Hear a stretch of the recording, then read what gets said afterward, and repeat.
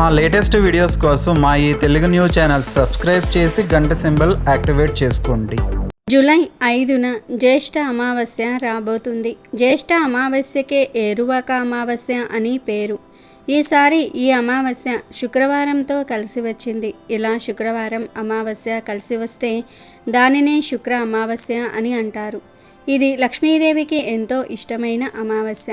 అమావాస్య అంటేనే అది ఒక చాలా పవర్ఫుల్ డే అనే విషయం ఇప్పటికీ చాలామందికి తెలియదు. పవర్ఫుల్ డే అనగానే అందరూ భయపడిపోతూ ఉంటారు. కానీ అమావాస్య అంటే భయపడవలసిన అవసరం లేదు. అమావాస్య తిథి అనేది శుక్రవారంతో కలిసి వస్తే అది మరింత శక్తివంతంగా మారుతుందని శాస్త్రాలు చెప్తూ ఉన్నాయి. శుక్రవారం రోజు అమావాస్య తిథి కలిసి వస్తే దానిని శుక్ర అమావాస్య అంటారు. అంతేకాదు, ఇలా శుక్రవారం రోజు అమావాస్య కలిసి వస్తే ఆ రోజు అమ్మవారికి కూడా చాలా ఇష్టం. ఈ రోజు పరిహారాలు చేసుకోవడానికి కూడా చాలా మంచి రోజు. మంగళవారము అష్టమి కలిసి వచ్చిన రోజు, సోమవారం అమావాస్య కలిసి వచ్చిన రోజు, శనివారము త్రయోదశి కలిసి వచ్చిన రోజు, శనివారము అమావాస్య కలిసి వచ్చిన రోజు, ఆదివారము అమావాస్య కలిసి వచ్చిన రోజు, ఇలా కొన్ని రోజుల్లో కొన్ని తిథులు కలిసి రావడాన్ని శుభంగా పరిగణిస్తారు. అలాంటి వాటిల్లో ఈ శుక్రవారము అమావాస్య కలిసి వచ్చిన రోజు కూడా ఒకటి. ఇలాంటి రోజు కోసం అమ్మవారి భక్తులు వేచి చూస్తూ ఉంటారు. ఇలా శుక్రవారం అమావాస్య కలిసి వచ్చిన రోజున లక్ష్మీదేవిని పూజిస్తే ఎలాంటి ధనపరమైన సమస్యలు ఉన్నా తొలగిపోతాయి. పూజ అంటే పెద్ద పూజలు చేయవలసిన పని లేదు. చక్కగా మీకు తోచిన విధంగా సింపుల్గా పూజ చేసుకుంటే చాలు. అలా పూజ చేశాక దానిమ్మ పండు గింజలు నివేదన చేయండి. ఈరోజు మీరు చేసే లక్ష్మీ అమ్మవారి పూజ కన్నా పెట్టే నైవేద్యం చాలా ఇంపార్టెంట్. దానిమ్మ పండుకు ఈరోజు అంత ప్రత్యేకత ఏర్పడుతుంది. దానిమ్మ పండ్లు అంటే అమ్మవారికి చాలా ఇష్టం. ఎందుకంటే దానిమ్మ పండ్లు ఎర్రగా చాలా అట్రాక్టివ్గా ఉంటాయి. దానిమ్మ పండును పువ్వులాగా కూడా కోస్తారు. దానిమ్మ పండు తొక్క తీయగానే గింజలన్నీ కూడా చక్కగా అందంగా కనిపిస్తాయి. దానిమ్మ పండులో లక్ష్మీదేవి ఉంటుంది. అందుకే అమావాస్య శుక్రవారం కలిసి వచ్చిన రోజున లక్ష్మీదేవిని తోచిన విధంగా పూజించి దానిమ్మ పండుని నివేదన చేయండి. ఆ తర్వాత ఆ దానిమ్మ పండు గింజలను ఇంట్లో వారందరూ కూడా ప్రసాదంగా స్వీకరించి తినండి. ఈ ఒక్కరోజు ఇలా చేస్తే చాలు. ఈరోజే మీకు ఉన్న ధన సమస్యలు తొలగిపోతాయి. ఆ సమస్యల నుండి బయటపడే మార్గం తెలుస్తుంది. శుక్రవారము అమావాస్య తిథి కలిసి రావటం చాలా అరుదు. ఇలాంటి యోగం మళ్ళీ రాదు. అయితే ఇంతటి శక్తివంతమైన రోజున ఈ ఒక్క వస్తువును ఎలా అయినా సరే కొని ఇంటికి తెచ్చుకుంటే చాలు. అమ్మవారి అనుగ్రహంతో అన్ని శుభవార్తలే వింటారు. ధనం మిమ్మల్ని వెతుక్కుంటూ వస్తుంది. ధన సమస్యలు పోతాయి. ధనానికి అస్సలు లోటు అనేదే రాదని శాస్త్రం చెప్తుంది. మరి ఆ వస్తువు ఏమిటో ఇప్పుడు మనం వివరంగా తెలుసుకుందాము. ముందుగా మనం ఒకరికి మంచి చేస్తే మనకు కూడా దేవుడు మంచే చేస్తాడు అని తెలియజేసే ఒక కథను విందాం. ఫ్రెండ్స్, ఫస్ట్ అయితే మీరు ఈ వీడియోకి లైక్ కొట్టి మా ఛానల్ని సబ్స్క్రైబ్ చేసుకోండి. పక్కనే ఉన్న బెల్ సింబల్ యాక్టివేట్ చేసుకోండి. అప్పుడే మేము పెట్టే మంచి వీడియోస్ మీ ఫోన్లోకి వస్తాయి. ఒకసారి ఒక సాధువు బాల్యంలో ఉన్న తన 3 శిష్యులతో కలిసి ప్రక్క గ్రామంలో ఆధ్యాత్మిక ప్రవచనం చెప్పడానికి వెళ్తూ పొలాల గుండా ప్రయాణిస్తూ ఉన్నారు. అప్పుడు దారి ప్రక్కగా ఒక రైతు తన పాదరక్షలు అక్కడ వదిలి పొలంలో పనిచేసుకుంటూ వారికి కనిపించాడు. వెంటనే సాధువు వెంట ఉన్న బాలురు బాల్య చేష్టగా, స్వామి, మనం ఆ రైతు చెప్పుల జత తీసి పక్కన పొదలలో పెట్టి దానికోసం అతను కంగారుగా వెతుకుతుంటే ఆ వేడుక చూద్దామా? కొద్దిసేపైన తర్వాత మనమే ఆ చెప్పుల్ని అతనికి చూపిద్దాం. మనకు అతడు కృతజ్ఞతలు చెప్తాడు అంటూ తమ గురువుగారి అంగీకారం కోసం అడిగారు. అది విన్న వెంటనే సాధువు చెవులు మూసుకొని మనసులో వీరికి ఈ విపరీత బుద్ధి కలగడానికి కారణమేమై ఉంటుంది? దీన్ని వీరి మనసులలో నుండి మొగ్గలోనే త్రుంచివేయాలి అని భావించి, బాలకులారా, మీరు అనుకున్న ఆట నాకు బాగా నచ్చింది. అయితే చిన్న మార్పు చేద్దాం. మీరు అనుకున్నట్లు ఆ పాదరక్షకులు పొదలలో దాచే బదులు మన వద్ద ఉన్న ధనాన్ని రహస్యంగా ఆ పాదరక్షలలో దూర్చి ఉంచుదాం.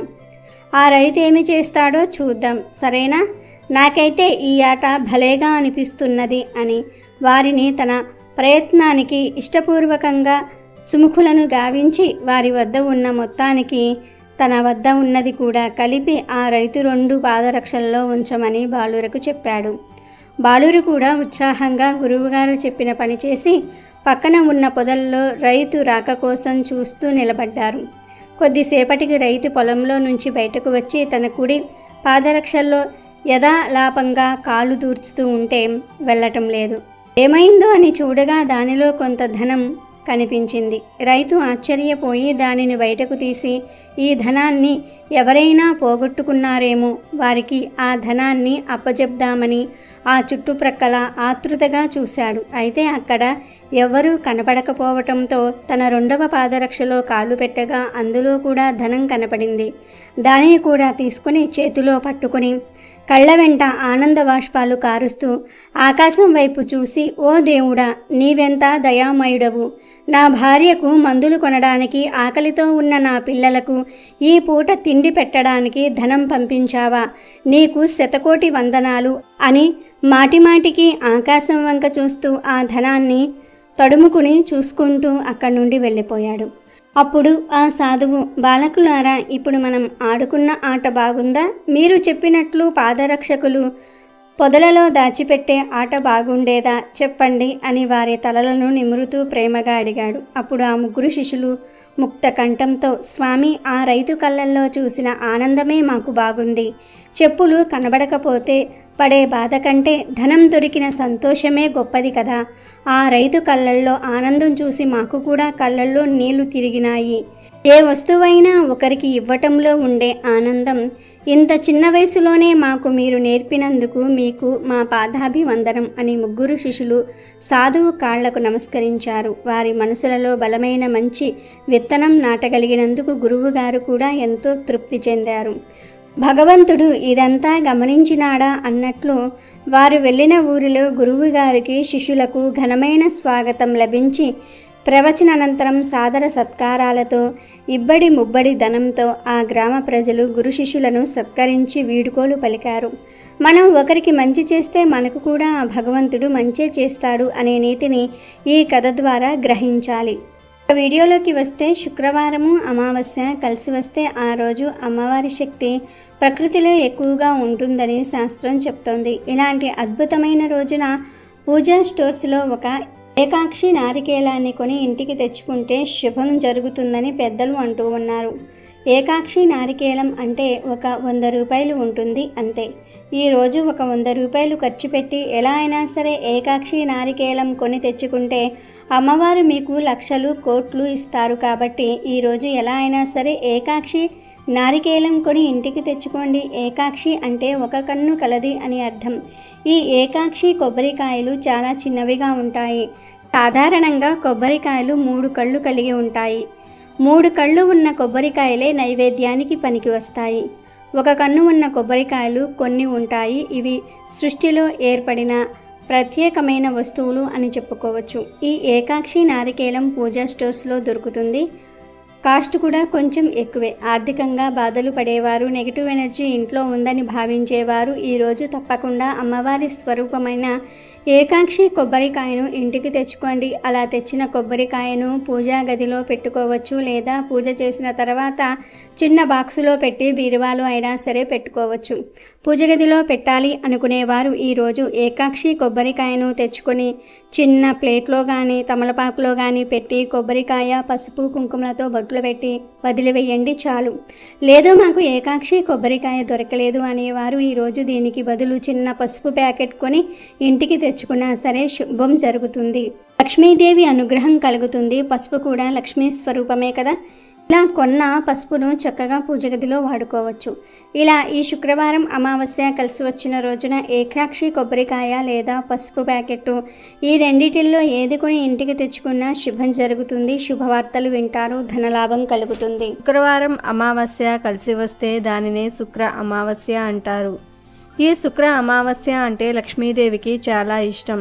అయితే ఈ అమావాస్య రోజు ఒక ఆకును గుమ్మానికి కట్టారంటే మీ దశ తిరిగిపోతుంది. అంతేకాదు మీ ఇంట్లో ఉన్న నెగిటివ్ ఎనర్జీ, చెడు దృష్టి అంతా కూడా పోయి మీకు అన్ని శుభాలే జరుగుతాయి. ఆ ఇంట అన్ని శుభాలే చోటు చేసుకుంటాయి. చాలా అరుదుగా వచ్చే ఈ శుక్ర అమావాస్యను అసలు వృధా చేయకండి. ఎందుకంటే ఇలాంటి అద్భుత సమయం మీ జీవితంలో మళ్ళీ రాదు. కాబట్టి ఈ అమావాస్య రోజు ఇప్పుడు మనం చెప్పుకోబోయే ఈ పరిహారం గనుక పాటిస్తే మీరు కుబేరులు అవ్వటం ఖాయం. మరి అమావాస్య రోజు గుమ్మానికి కట్టవలసిన ఆ ఆకు ఏమిటో చూద్దాం. ఆర్థిక సమస్యలతో మీరు బాధపడుతూ ఉన్నా, మిమ్మల్ని అప్పుల బాధలు వేధిస్తూ ఉన్నా, మీ ఇంట్లో ధనం నిలవకపోయినా మీకు లక్ష్మీ అనుగ్రహం లేనట్టే లెక్క. లక్ష్మీదేవి అనుగ్రహం పొందటం కోసం ఎన్నో పూజలు, వ్రతాలు చేస్తూ ఉంటారు. చాలామందికి తెలియని విషయం ఏమిటి అంటే లక్ష్మీదేవిని ప్రసన్నం చేసుకోవడం చాలా తేలిక.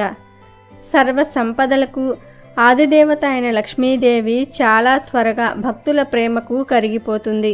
అందుకే లక్ష్మీదేవికి ఇష్టమైన కొన్ని వస్తువులు, అలాగే కొన్ని తిథులు, రోజులు ఉంటాయి. లక్ష్మీదేవికి అమావాస్య అంటే చాలా ఇష్టం. అందులోనూ శుక్రవారంతో కలిసి వచ్చే అమావాస్య అంటే మరీ ప్రీతి. ఈ అమావాస్య రోజు అనగా శుక్ర అమావాస్య రోజు అమ్మవారిని పూజిస్తే లక్ష్మీదేవి చాలా త్వరగా ప్రసన్నమవుతుంది. ధన వర్షాన్ని కురిపిస్తుంది. త్వరగా ధనవంతులు అవ్వాలన్నా, అమ్మవారి చల్లని చూపు మన మీద పడాలన్నా శుక్ర అమావాస్య రోజు తప్పనిసరిగా అమ్మవారిని పూజించుకోవాలి. ఈ శుక్ర అమావాస్య అనేది లక్ష్మీదేవికి ప్రీతికరమైన రోజు. శుక్రవారంతో కలిసి వచ్చే అమావాస్య చాలా అద్భుత శక్తులు కలిగిన రోజని పండితులు చెప్తూ ఉన్నారు.